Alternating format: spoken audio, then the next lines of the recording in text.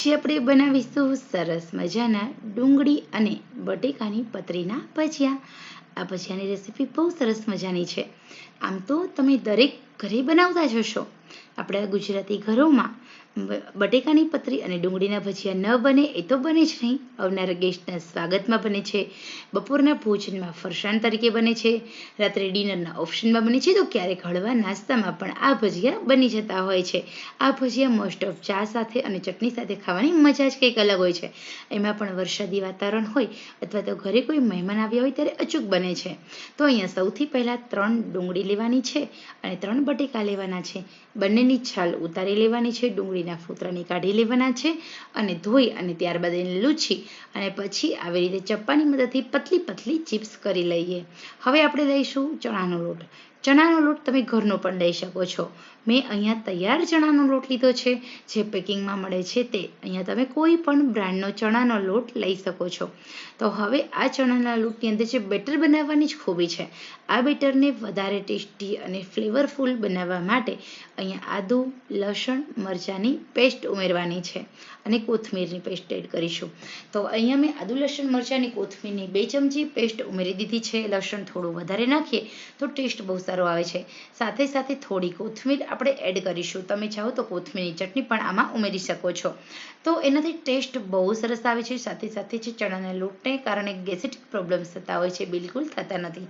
અહીંયા મેં એડ કર્યા છે થોડા લીંબુના ફૂલ અને સાથે સાથે થોડું નમક અને ચપટી સોડા, સાથે સાથે લાલ મરચું, નમક અને હળદર પાવડર, સાથે ધાણા જીરું. અને તમે જો ખાવાના સોડા માત્ર ચપટી જ ઉમેર્યા છે. ઓકે, અને સાથે થોડો એવો ગરમ મસાલો ઉમેર્યો છે. અને હવે આપણે સરસ મજાનું પાણી ઉમેરી અને હલાવી લઈએ. થોડો આપણે અજમો પણ ઉમેરીશું. બટેકાની પતરીના જ્યારે ભજીયા એડ કરીએ ત્યારે અજમો ઉમેરવાથી ખૂબ સરસ મજાના લાગે છે. અને બધા જ ટેસ્ટ બેલેન્સ કરવા માટે ચપટી ખાંડ પણ સૌથી પહેલાં ઉમેરી હતી મેં.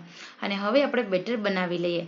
નહીં વધારે જાડું, નહીં વધારે પતલું, એવું આપણે એકદમ લિક્વિડ જેવું બેટર બનાવીશું. જેમ તમે પતલું બેટર બનાવશો એમ તમારા જે બટેકાની પતરીના ભજીયા છે ફૂલાશે, ફૂલાઈને દડા જેવા થશે.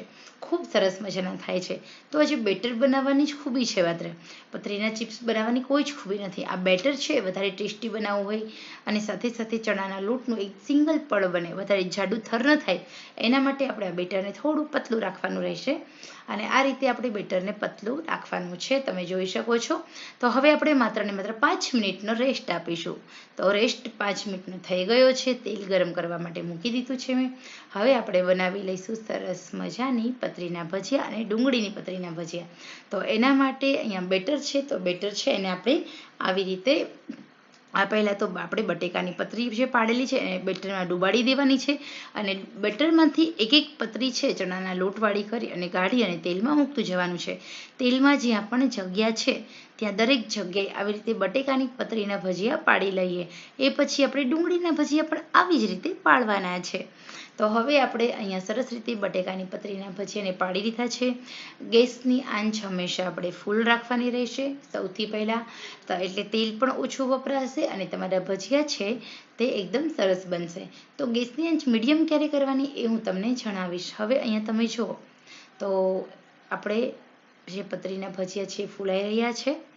2 મિનિટ થઈ ગઈ છે. ગેસની આંચ હવે મીડિયમ કરી અને ધીરે ધીરે આ જે ભજીયા હોય છે એને આપણે ફેરવતા જઈશું અને તેલમાં તળતા જશું. તો આવી જ રીતે આપણે બધા જ પહેલાં પતરીના ભજીયા કરશું અને બાદમાં આપણે ડુંગળીના ભજીયાને બનાવી લઈશું.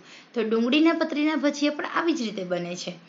એવી જ રીતે તો બંને ભજીયાની રીત આપણે અત્યારે વિડીયોમાં જોવાના છીએ. તો પહેલાં તો અહીંયા આપણા બટેકાની પતરીના ભજીયા છે તે એકદમ સરસ મજાના તળાઈ ગયા છે. તો હવે આપણે આ ભજીયાને સાઈડ પર રાખી લઈશું અને તળીશું હવે ડુંગળીના ભજીયા. તો એના માટે આપણે જે બેટર એક જ બનાવ્યું છે, બેટર અલગ અલગ નથી બનાવવાનું. એક જ બેટરની અંદર હવે આપણે જે ડુંગળીની ચિપ્સ કરેલી છે એને પણ આપણે તળવાની છે. તો અહીંયા ડુંગળીની ચિપ્સ છે એને સરસ મજાની તેલમાં તળી લઉં છું. ગેસની આંચ સ્લો ટુ મીડિયમ રાખું છું. તો હવે આપણું જે પતરીના ભજીયા છે એ પણ તળાઈ રહ્યા છે. તો બસ આ જ રીત છે, એકદમ સિમ્પલ અને સરળ. નવી નવી રસોઈ શીખતી બહેનો આ જે બેટર હોય છે ને ભજીયાનું એ બનાવવાની જ ખૂબી હોય છે. બસ તમે બેટર સરસ બનાવી લો, મમરી પણ ઓછી પડશે અને પતરીના ભજીયા પણ એકદમ સરસ થતા જશે. તો હવે અહીંયા આપણે આ ભજીયાને પણ આપણે 4 મિનિટ સુધી તળવાના છે.